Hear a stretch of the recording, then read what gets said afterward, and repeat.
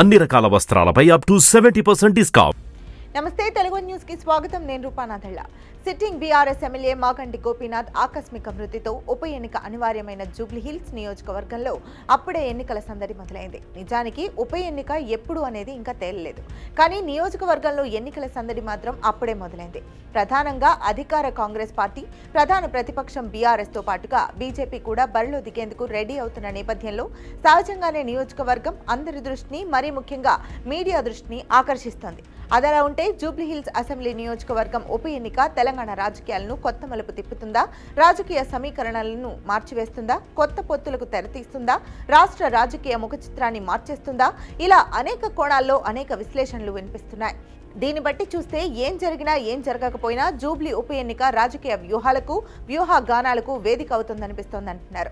నిజానికి ఇప్పటికే అనేక ఊహలు, ఊహాగానాలు సోషల్ మీడియా మొదలు మెయిన్ స్ట్రీమ్ మీడియా వరకు కథలుగా చక్కర్లు కొడుతున్నాయి. అయితే ఈ ఊహలను, ఊహాగానాలను పూర్తిగా కొట్టివేయడం కుదరదని రాజకీయ పండితులు అంటున్నారు. అవును, ఉప ఎన్నిక జరుగుతుంది. జూబ్లీహిల్స్ నియోజకవర్గం కాకుండా మరో నియోజకవర్గం అయితే ఆ లెక్క వేరుగా ఉండేది. కానీ జూబ్లీహిల్స్ నియోజకవర్గానికి ఉన్న ప్రత్యేక ప్రాధాన్యత దృష్ట్యా తెలంగాణలోనే కాకుండా ఆంధ్రప్రదేశ్ రాజకీయ వర్గాల్లోనూ జూబ్లీ ఉప ఎన్నిక గురించిన చర్చ జరుగుతోంది, ఆసక్తి వ్యక్తమవుతోంది. ఈ నియోజకవర్గంలో 4 లక్షల మంది ఓటర్లు ఉంటే అందులో ఒకంతు ఓటర్లు కొంచెం అటు ఇటుగా ఆంధ్ర మూలాలున్న సెటిలర్స్ ఉన్నారు. అఫ్కోర్స్ ఇంతకంటే ఎక్కువగా 1,20,000 వరకు ముస్లిం మైనార్టీ ఓట్లున్నాయి.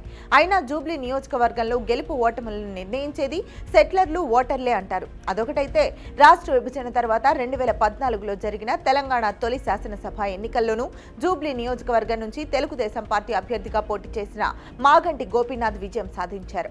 ఆ తర్వాత ఆయన బీఆర్ఎస్ లో చేరినా వరుసగా 2018, 2023 ఎన్నికల్లో ఆయన్ని గెలిపించింది మాత్రం సెటిలర్స్ ఓట్లే అంటారు. ఈ నేపథ్యంలో తెలంగాణలో రీఎంట్రీకి ప్రయత్నిస్తున్నట్లు చెప్తున్న తెలుగుదేశం పార్టీ జూబ్లీ ఉప ఎన్నికను లాంచింగ్ ప్యాడ్ చేసుకుంటుందని పరిశీలకులు అంటున్నారు. నిజానికి రాష్ట్రంలో తెలుగుదేశం పార్టీకి ఇప్పటికీ గట్టి పట్టుంది. రాష్ట్ర విభజన నేపథ్యంగా జరిగిన 2014 ఎన్నికల్లో జనసేన మద్దతుతో పోటీ చేసిన బీజేపీ, టీడీపీ కూటమి 20 అసెంబ్లీ స్థానాలు గెలుచుకుంది. 2018లో కాంగ్రెస్ జట్టు కట్టి పోటీ చేసిన టీడీపీ 2 అసెంబ్లీ స్థానాలు గెలుచుకుంది. 2023 ఎన్నికల్లో మాత్రం టీడీపీ తెలంగాణతో పోటీ చేయలేదు.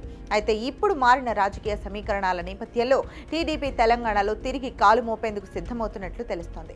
అలాగే ఆంధ్రప్రదేశ్లో సక్సెస్ అయిన టీడీపీ, జనసేన, బీజేపీ కూటమి ఫార్ములాను తెలంగాణలో కొనసాగించాలని కూటమి నాయకులు ఇప్పటికే ఒక నిర్ణయానికి వచ్చినట్లు తెలుస్తోంది. అందులో భాగంగా జూబ్లీ ఉప ఎన్నిక టీడీపీ, జనసేన, బీజేపీ కూటమి పోటీ చేస్తుందని అంటున్నారు. అయితే కూటమి తరపున ఏ పార్టీ పోటీ చేయాలి, అభ్యర్థి ఎవరు అనే విషయంలో మాత్రం ఇంకా స్పష్టత రాలేదంటున్నారు.